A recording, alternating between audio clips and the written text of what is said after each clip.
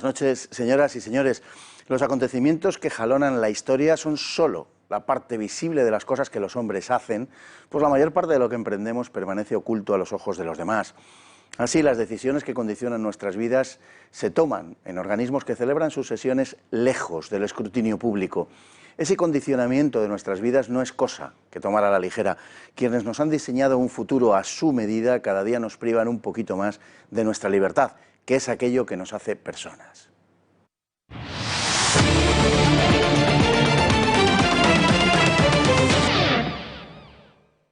Corría el año de 1994, cuando David Rockefeller anunció en una cena de embajadores de la Asamblea de Naciones Unidas que nos acercábamos a un momento clave de la historia. Estamos, dijo, al borde de una transformación global. Lo que necesitamos es una gran crisis y todo el mundo aceptará el nuevo orden mundial. Rockefeller era por entonces el máximo dirigente del Club Bilderberg. Hoy vamos a hablar de ese club, hoy vamos a hablar de Bilderberg y de su influencia en España. Pero vamos a empezar por explicar en qué consiste, comenzando por el modo en el que se creó hace ya 7 décadas. En 1991, uno de los hombres más ricos e importantes del mundo, David Rockefeller, expresó abiertamente su agradecimiento al Washington Post, al New York Times, a la revista Time y a otras grandes publicaciones cuyos directores han acudido a nuestras reuniones y han respetado sus promesas de discreción durante casi 40 años. Y añadió significativamente: hubiera sido imposible para nosotros haber desarrollado nuestro trabajo si hubiéramos sido objeto de publicidad durante todo este tiempo. ¿De qué reuniones se trataba? ¿Por qué había que preservar el secretismo de esos encuentros y cuál era la causa de la complicidad con los más destacados medios de comunicación del mundo? A lo que David Rockefeller se estaba refiriendo era a las reuniones del llamado Grupo de Bilderberg, que se venían celebrando anualmente desde 1954. Dichas reuniones acogían a un grupo de unos 130 multimillonarios de los 5 continentes, junto a dirigentes políticos y propietarios de grandes medios de comunicación de todo el planeta, más las principales monarquías europeas y los grandes financieros, es decir, a las más poderosas e influyentes personalidades del mundo. Una vez al año, hacia finales del mes de mayo o principios del de junio, se reunían en alguna localidad de pequeño o mediano tamaño, en un complejo hotelero de lujo que les procurase la mayor discreción posible. El secretismo era completo, aunque hoy ese aspecto ya no es tan necesario. Si hasta hace escasos años mentar al Club Bilderberg levantaba las peores sospechas, hoy ya ha dejado de ser así, y Bilderberg ha saltado de los libros de culto y de los círculos de iniciados a los titulares de prensa generalista. Desde el propio club se justifica la ausencia de transparencia porque así se favorece una mayor franqueza en el diálogo. Pero, ¿cómo nació esta organización? El Club Bilderberg recibe su denominación del Hotel Sito en la localidad holandesa de Oosterbeek, en el que se celebró el primer encuentro de los más altos mandatarios mundiales que tuvo lugar durante los finales de mayo de 1954. Ofició de anfitrión el príncipe Bernardo de Holanda, a través de quien se convocó a numerosas personalidades interesadas en frenar la expansión del comunismo. De hecho, el propio club proclamó que el objetivo de la reunión era el colaborar a una línea política común entre los Estados Unidos y Europa, así como oponerse al comunismo y a la Unión Soviética. El príncipe Bernardo mantenía contacto a los más altos niveles con los norteamericanos, los británicos y los europeos occidentales, como antes los había mantenido con la Alemania del Tercer Reich, impulsando la constitución del mercado común que se estaba cociendo, para lo que utilizó los oficios de los poderosos Bilderbergers. La visión de estos trascendía la idea de que el mercado común constituía un espacio económico de libre mercado. Así, uno de los miembros fundadores de Bilderberg declaró: no es completamente desacertado decir que estamos a favor de la creación de un gobierno mundial. Una cosa así sería algo positivo. Desde entonces, Bilderberg es uno de los más efectivos canales de comunicación y centros de decisión de la élite mundial. Bien, esto ya no es un secreto. Sabemos que durante décadas Bilderberg se escudó en un secretismo que le permitió reunir a las más destacadas personalidades una vez al año, y que es una creación nacida tras la Segunda Guerra Mundial de sus vencedores para servir los intereses de los poderosos del mundo, impulsando decisivamente el por entonces llamado Mercado Común Europeo y también el Tratado del Atlántico Norte, la OTAN. La Europa comunitaria es una creación de este club que perseguía en su momento agrupar a los países de una Europa devastada tras la guerra y crear un solo mercado. Ese mercado común fue imperceptiblemente a ojos de los europeos transformándose en la Unión Europea que hoy conocemos, naturalmente sin contar con la voluntad de los europeos. Los principales países de dicha unión están igualmente comprometidos en la estrategia de la OTAN. Pero ¿cuáles son los fines que persigue el Club Bilderberg y cómo funciona? Acorde a los principios que se proclamaron en los últimos estadios de la Segunda Guerra Mundial, el objetivo esencial del Club Bilderberg es el de la creación de un nuevo orden mundial. Ese escenario debe prepararse a través de los grandes medios de comunicación del mundo y de las principales corporaciones financieras. Los responsables de las más desarrolladas economías del mundo ponen en común sus planes y propósitos junto a las empresas más poderosas a las que sirven al margen de todo control político. El sueño Bilderberger es la creación de un mercado único mundial sin barreras, lo que exige la destrucción del Estado-nación. La herramienta es la transferencia de las soberanías nacionales a las instituciones supranacionales que naturalmente ellos controlan. Que Europa ha venido siendo un conejillo de Indias para la construcción del nuevo orden mundial es cosa cada día más abiertamente admitida. Así, otro distinguido mundialista, Javier Solana, ha aseverado que el papel de Europa es fundamental. Europa puede y debe ser, si me permite la expresión, un laboratorio de lo que pudiera ser un sistema de gobierno mundial. Para construir creíblemente dicho poder mundial es necesario preservar una apariencia de pluralidad, por lo que pertenecen al club tanto sectores progresistas como liberales y conservadores, tratando de mantener un cierto equilibrio entre ellos. Lo esencial es que compartan los objetivos globalistas.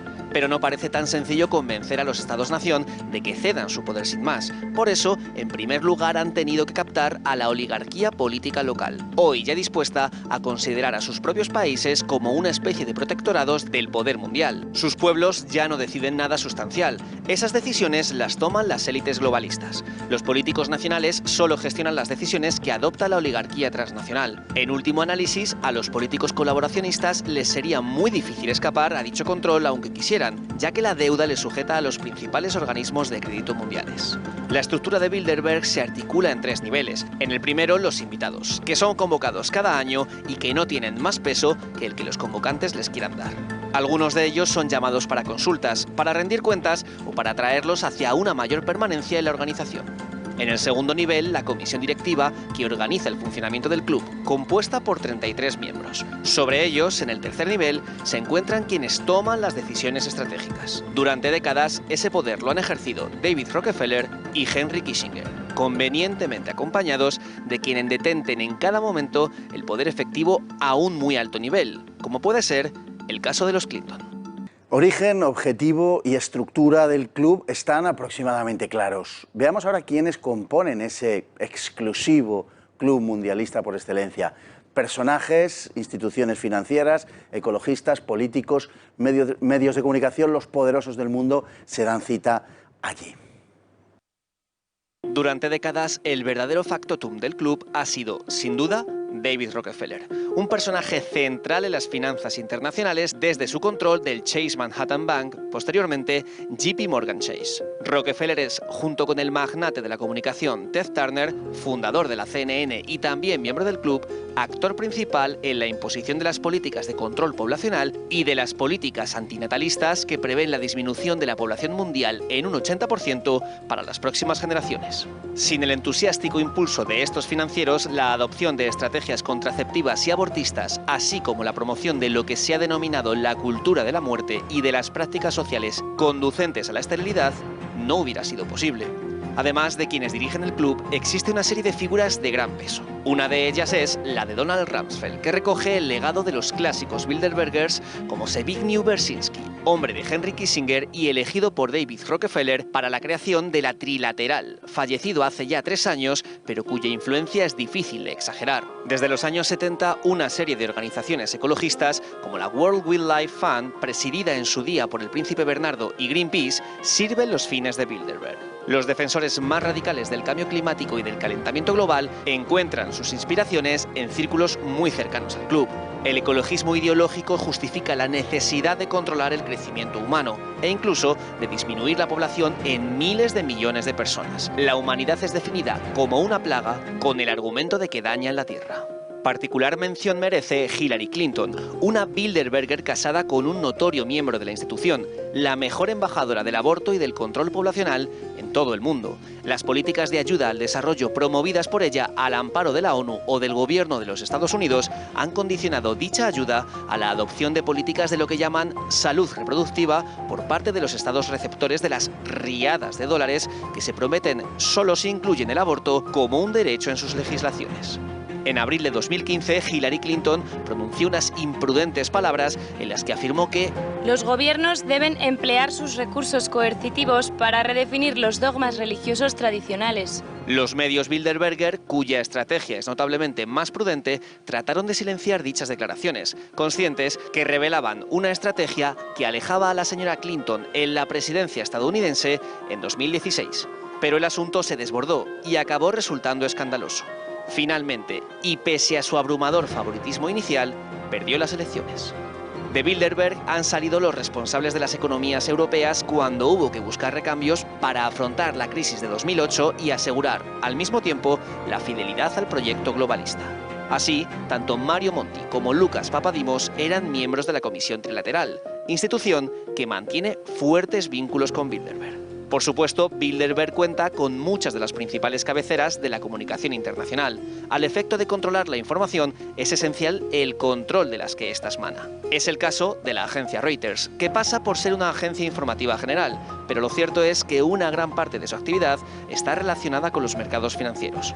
Su director ejecutivo durante 10 años, Peter Job, fue también asiduo de Bilderberg. Los medios de comunicación se han mostrado particularmente colaboradores. En un breve listado se ha relacionado con Bilderberg a la CBS, The Economist, The Washington Post, US News and World Report y The Observer. También al magnate canadiense Conrad Black y al norteamericano Rupert Murdoch, a ABC, a la BBC, al Wall Street Journal, la CNN, El País, Financial Times, Die Zeit, London Times y Le Figaro, entre los más señalados. Además de ellos, no faltan a sus reuniones los grandes magnates globalistas, como Bill Gates, Ted Turner y George Soros, frecuentes invitados del club. Bilderberg compone, junto con la Trilateral y el CFR, el centro de decisión mundial del globalismo.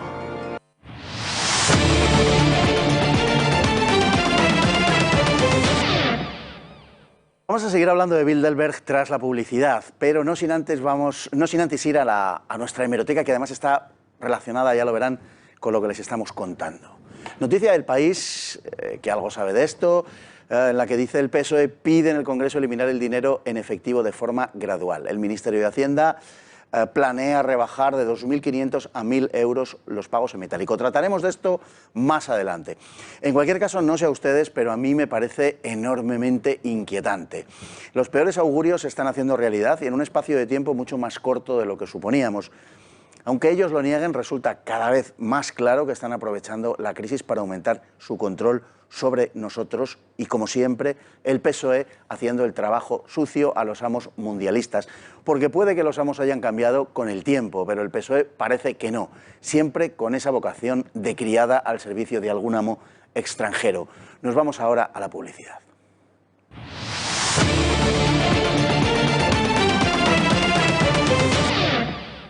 Ya de vuelta de la publicidad, vamos a seguir hablando del Club Bilderberg y sobre todo creo que es la parte más importante del programa, la que tiene que ver con nuestro país. Solo si tenemos en cuenta la sumisión de España a los organismos globalistas entenderemos lo que ha estado sucediendo en nuestro país en las últimas décadas y lo que está sucediendo hoy. Nuestra clase política ha gestionado con innegable eficacia el sometimiento nacional a las directrices foráneas, ignorando los intereses verdaderos del pueblo español.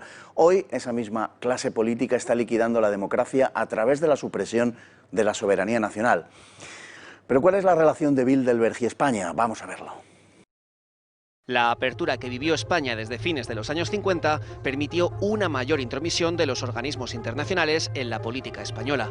Una década más tarde, la figura de Henry Kissinger ya aparecía como el verdadero diseñador de la política exterior estadounidense y pieza clave, como se ha dicho, de los principales organismos mundialistas. Kissinger siempre aparece en los relatos que conducen al atentado que puso fin a la vida de Carrero Blanco.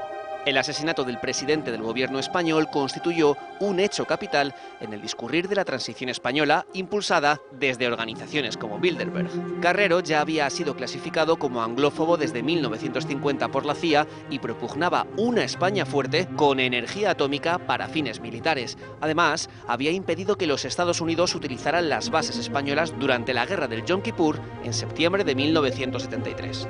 La mano que ejecutó el crimen fue la de la ETA, pero su desaparición encajó con los planes de Bilderberg para España. La sombra de ciertas complicidades, sobre todo teniendo en cuenta que el almirante fue volado desde un túnel horadado a apenas 100 metros de la embajada de los Estados Unidos, jamás se ha desvanecido. El asesinato de Carrero prolongó el proceso de transición, protagonista principal del cual fue Juan Carlos I, un rey decisivamente arropado por las principales fuerzas del mundo occidental, esas que tienen cita anual en la reunión de Bilderberg. Durante las décadas que siguieron, el PSOE fue el más eficaz liquidador de la soberanía nacional y el protagonista de la entrada de España en lo que devendría en la Unión Europea y en la OTAN, además de renunciar a Gibraltar. Pero el modelo mostró su agotamiento hacia 2004 y comenzó entonces la segunda transición, cuya etapa inicial concluyó con la abdicación de Juan Carlos I el 2 de junio de 2014.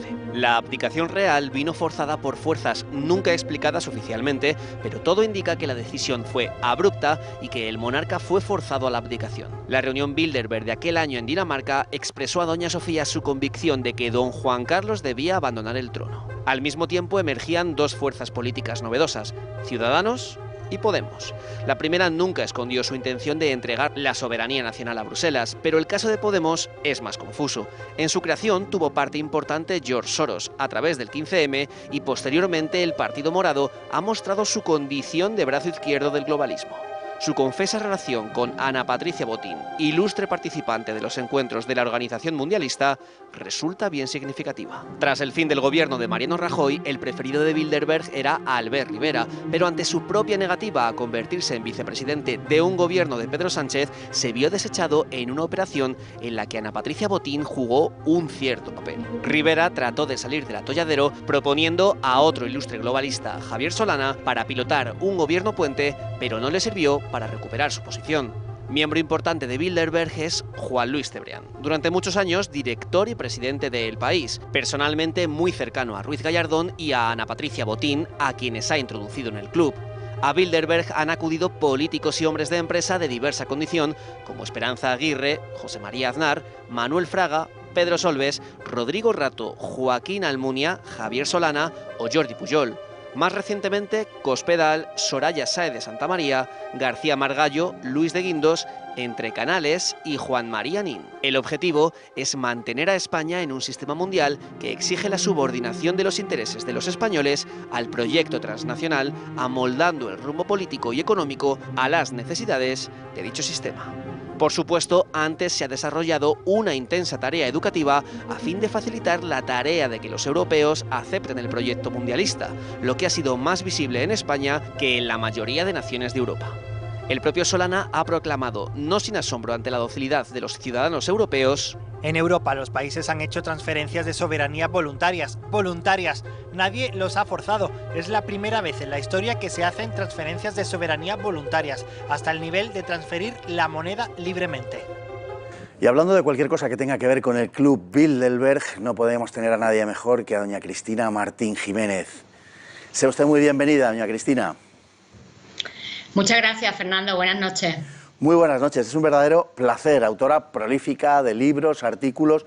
Empezaríamos y no terminaríamos, pero sobre todo sí que hay que reseñar, porque es de justicia, que es la pionera en hablar del Club Bilderberg, cuando aquello correspondía, digamos, que una especie de esfera de la conspiranoia de peor jaez, ¿no? Cuando todo el mundo lo tomaba como un poco a broma, y fue la que realmente normalizó para el gran público la información acerca de Bilderberg. Y quiero reseñar ese aspecto, digamos, de pionera de doña Cristina, porque es de justicia. Y por cierto, aprovecho para decir que dentro de un mes escaso, el 14 de julio, pues nos sacará un libro también relacionado no con Bilderberg, aunque algo seguramente también tenga que ver, sino con todo lo que hemos estado pasando y seguimos pasando durante esta pandemia. Sí, pues muchísimas gracias Muchísimas gracias por resaltar mi trabajo, Fernando. Y efectivamente, dentro de un mes se publicará mi nuevo libro, La verdad de la pandemia, en la que trataremos no solamente los asuntos que están ocurriendo a nivel nacional, sino internacional, porque siempre que se analiza España parece como que es una isla, ¿no?, aislada de todos los sucesos internacionales y de toda esta nueva estructura global, y por eso es tan importante el programa que está realizando para contextualizar las relaciones de nuestros políticos con estas grandes élites que pretenden manejar el mundo y que se reúnen todos los años por esta fecha en el Club Bilderberg. Bueno, hace no demasiado tiempo, vamos a poner una década, tomar alguna referencia, hablar del Club Bilderberg te hacía sentar plaza de un poco de conspiranoico, como digo antes, ¿no? Lo cierto es que el club tiene página web abierta desde el año 2011 y que desde unos años atrás ya venían realizándose algunas declaraciones y, en fin, practicando algún tipo de apertura de cara a los medios para que la gente fuese acostumbrándose, aunque otra cosa es lo que debatan dentro del club. Sí, dése cuenta de una cosa, de que incluso Garrigues Walker, socio de David Rockefeller, ya fallecido recientemente, pues en una entrevista que concedió a un medio español con motivo de la publicación de uno de sus libros, describía tanto al Club Bilderberg como a la Trilateral, los describía de esta forma: decían que eran el cerebro del mundo, con lo cual la trascendencia y la importancia que tiene esta institución es fundamental en nuestra historia. No podemos comprender ni llegar a conocer a fondo la historia de España si no analizamos estas estructuras de organismos internacionales que se crean después de la Segunda Guerra Mundial para planificar, diseñar e implantar lo que llamaron el nuevo orden mundial. Estamos viendo a Kissinger y me recuerda aquel viaje que realiza a España, escasos días, llegó después de una gira para hablar de la OTAN por los Países Bajos, llega a España en diciembre del año 73, a escasos días del magnicidio de Carrero Blanco, y que el entonces ministro de Exteriores, López Rodó, le organiza una fiesta de bienvenida, una ceremonia, una cena en el Palacio de Viana, en Madrid, y que en el transcurso de esa cena, López Rodó levantó su copa y realizó este brindis por el arquitecto del nuevo orden mundial. Al día siguiente, en el diario ABC, y esto está en hemeroteca, se publica un titular en el que López Rodó decía: España quiere su lugar en el nuevo orden mundial. Con lo cual, ya antes de la muerte de Franco, pues estaban aquí todos los espías de la CIA, ¿no? Todos los agentes coordinados por el embajador de Estados Unidos en España, y que estaban muy pendientes de todo lo que sucedía tanto en el régimen franquista. Cada vez que había un nuevo nombramiento en su gobierno, pues estos espías, ¿no?, estos agentes de la embajada enviaban unas notas, enviaban sus análisis a Estados Unidos, y llegaban, bueno, cuando empiezan ya los movimientos más interesantes, que además reflejo en mi libro, Los planes del Club Bilderberg para España, es cuando Henry Kissinger es el todopoderoso secretario de Estados Unidos y es el que empieza a recibir estos informes y empieza a planificar cómo pueden apoderarse de España. Bueno, Adolfo Suárez, presidente de gobierno a partir de julio de 1976, cuando lógicamente tuvo conocimiento de todo lo que se cocía en España durante la transición, obviamente era un personaje central, y se marcha 5 años después diciendo aquella frase de: me voy de la presidencia sin saber si ETA cobra en rublos o en dólares. Efectivamente, porque de alguna manera en el análisis geopolítico la ETA sirve fielmente a estas instituciones supranacionales, tanto del lado de Estados Unidos como del bloque contrario de la URSS, que utilizan tácticas de desórdenes internos, tácticas de desequilibrios internos en países, y que finalmente tanto la ETA como la Red Gladio, que también se ha destapado en Italia, pues servían desde el punto de vista geopolítico a estas estrategias de tensión. Así es, así es. Bueno, hablando de personajes centrales de la transición, lógicamente hay un personaje por excelencia, que es el rey Juan Carlos.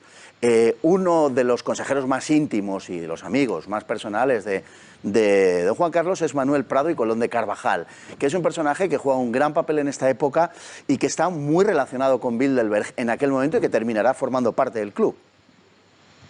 Sí, es un episodio muy interesante de nuestra historia y es cuando empieza, si me permite, voy a contextualizarlo porque empieza en el año 1968, cuando en la reunión Bilderberg, que se celebra esa primavera en la provincia de Quebec, pues presentan durante la reunión, cuando hablan del tema de España, presentan 2 documentos de trabajo coordinados por el subsecretario de Estado, el señor George Ball, de Estados Unidos, en el que el documento principal está titulado la posibilidad de que el príncipe Juan Carlos sea el sustituto, sea el heredero a la jefatura del Estado de Franco. Y en esa reunión exponen que efectivamente ese grupo de trabajo pues había concluido después de estudiar el perfil de este señor, que era el adecuado, que era el idóneo, con lo cual instan a toda su red de colaboradores para que convenzan a Franco de que proclame a Juan Carlos el sucesor a la jefatura, cosa que ocurre un año después. Pero ¿dónde está la parte más astuta, ¿no?, de este plan? Y es que la clave está en que a Juan Carlos, al príncipe, no se le dice nada. Con lo cual, cuando él ya, siendo el sucesor proclamado por Franco, pero cuando llega la enfermedad de Franco, él ve peligrar de alguna manera el trono y manda por la vía no diplomática, porque manda a Colón Prado de Carvajal, amigo íntimo, a que hable con Henry Kissinger, con el todopoderoso secretario de Estados Unidos, para que le ayude, para que toda la red de Kissinger pues le ayude a finalmente ser proclamado rey de España, ¿no?, como finalmente ocurre. Bueno, y digamos que las redes de Bilderberg tienen que ver con la proclamación de Juan Carlos como rey, y lo que parece tan claro o más que con su proclamación, digo que tenga algunas relaciones con su abdicación, tanto por el tiempo en el que se produce como por la forma en la que se produce. En junio, el 2 de junio del 2014, bueno, se ha dicho en varias ocasiones, se ha hablado mucho de la abdicación de don Juan Carlos, pero lo que parece bastante claro es que Juan Carlos no quería abdicar de ninguna manera. En muchas ocasiones lo dijo en su círculo íntimo e incluso más allá de este. La propia reina Sofía lo había manifestado en varias ocasiones, y de repente todo eso cambió de la noche a la mañana. Nos vendieron un poco una película de que él ya lo había avisado con varios meses de antelación, pero todo parece desdecir de la versión oficial. Efectivamente, en aquel momento, como yo siempre llevo ya 16 años pendiente del Club Bilderberg, pues también me convertí en la que di la primicia, ¿no? Esta abdicación, el lunes 2 de junio viene porque este fin de semana ha estado reunido el Club Bilderberg. Habían invitado a la reina Sofía después de 2 años sin cursarle invitación, y es lo único extraordinario que ha ocurrido estos días antes de la abdicación. Yo incluso sigo investigando y hablo con el jefe de informativos. Unos años después tuve la posibilidad de hablar con el jefe de los servicios informativos de televisión española, y me confirma que ellos no sabían absolutamente nada. De hecho, me cuenta que esa mañana sale un equipo de televisión, un reportero y un cámara, pensando que iban a entrevistar a un ministro, que lo que iban a recibir era la declaración de un ministro. Y por ese motivo salieron con una cámara un poco de menor definición. No era la cámara con la que suelen utilizar cuando van a grabar a algún miembro de la corona.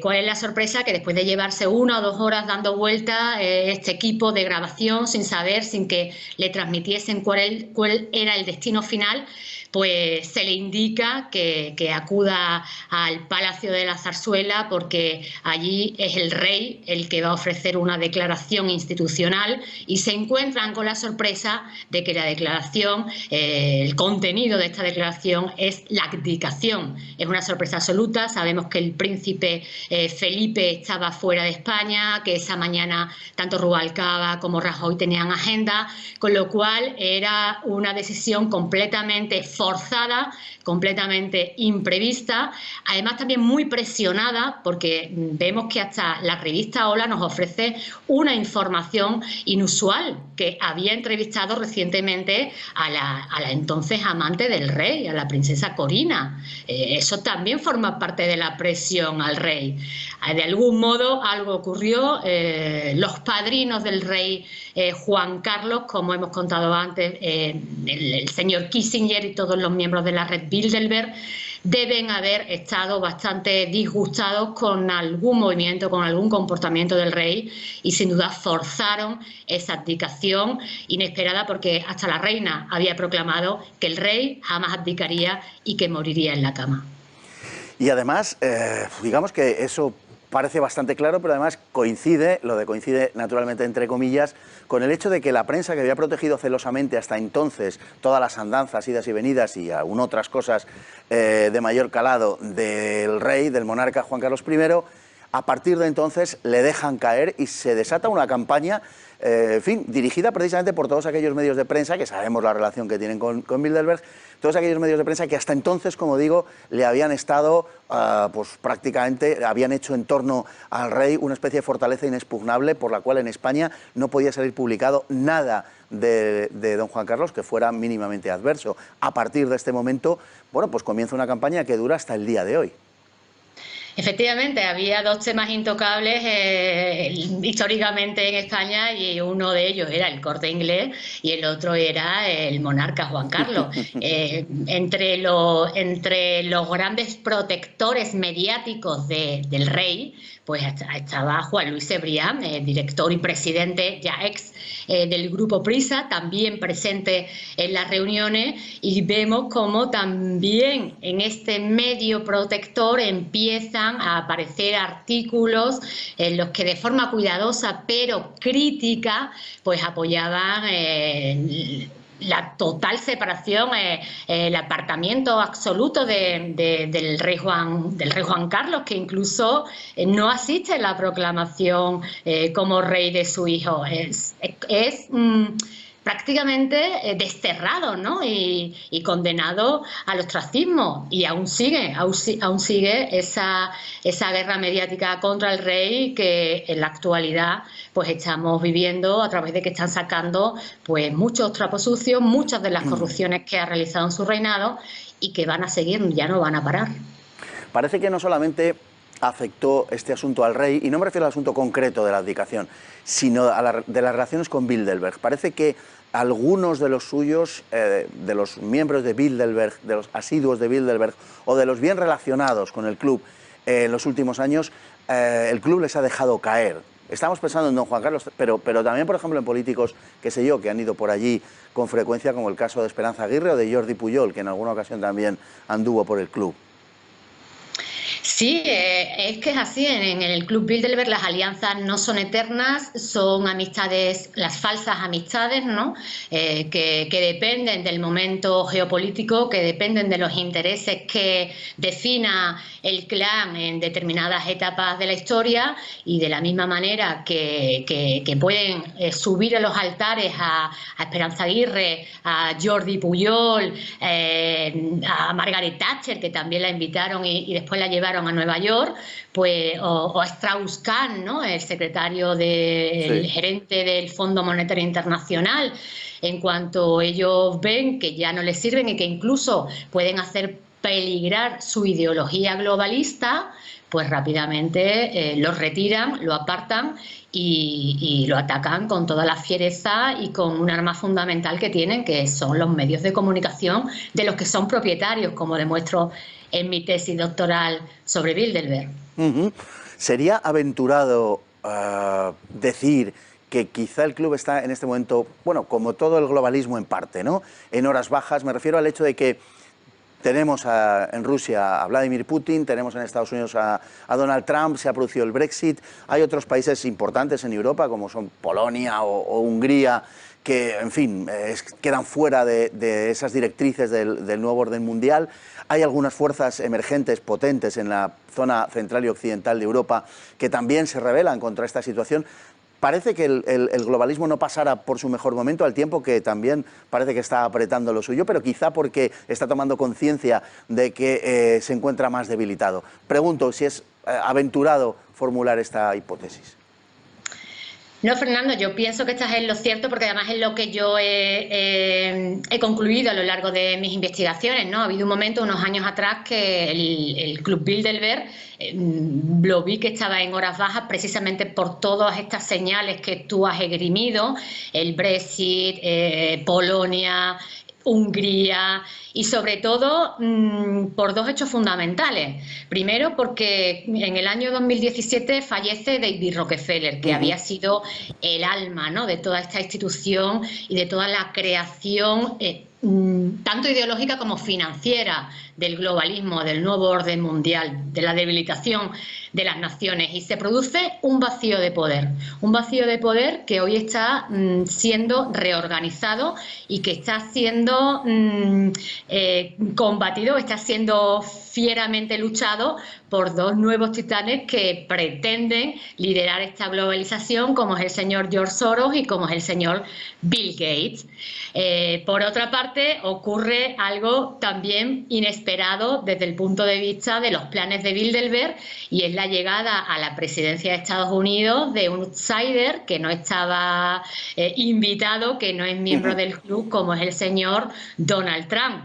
Para ellos, después de su caballo de Troya, de su falso mesías, Obama, tenían preparada a Hillary Clinton. Pero claro, el pueblo tiene que votar, y el pueblo estadounidense ha votado a Trump, con lo cual yo pienso que este último aspecto precisamente es una de las claves esenciales por las que han activado la táctica de la pandemia, para recuperar todos estos años un poco en los que han estado un poco perdidos, en los que no sabían cómo reubicar, reorientar esos planes globales, ¿no?, para todo el planeta, y que finalmente pues han optado por declarar una especie de guerra global a través de esta pandemia, que estamos viendo cómo en Estados Unidos incluso ha desembocado en movimientos de desestabilizaciones civiles en las calles, ¿no?, financiados y apoyados públicamente, tanto por el expresidente Carter, por el matrimonio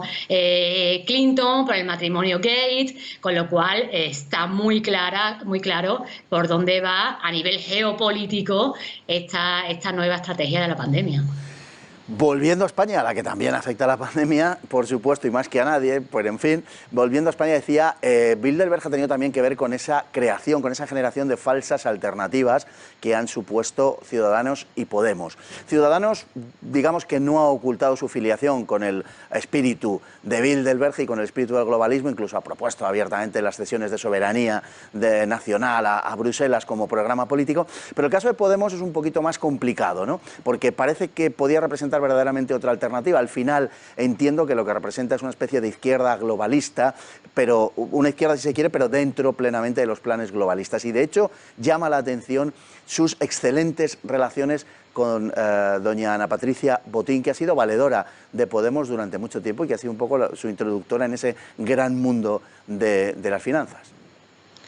Bueno, sí, por una parte es sorprendente, que aparezca en plena crisis, ¿no?, en la crisis global de 2008, aparezca otro partido, Salvador, supuestamente representante del pueblo, y que al mismo tiempo pues algunos de sus representantes defendiesen públicamente que había bancos buenos y bancos malos. Sí. Y entre los bancos buenos estaba el Banco Santander, presidido por la señora Botín, porque se preocupaba de hacer préstamos y de ayudar a las familias más necesitadas, con lo cual aquello fue un escándalo dentro de las filas de Podemos que incluso mandaron al silencio y no se hicieron muchas más declaraciones en este sentido.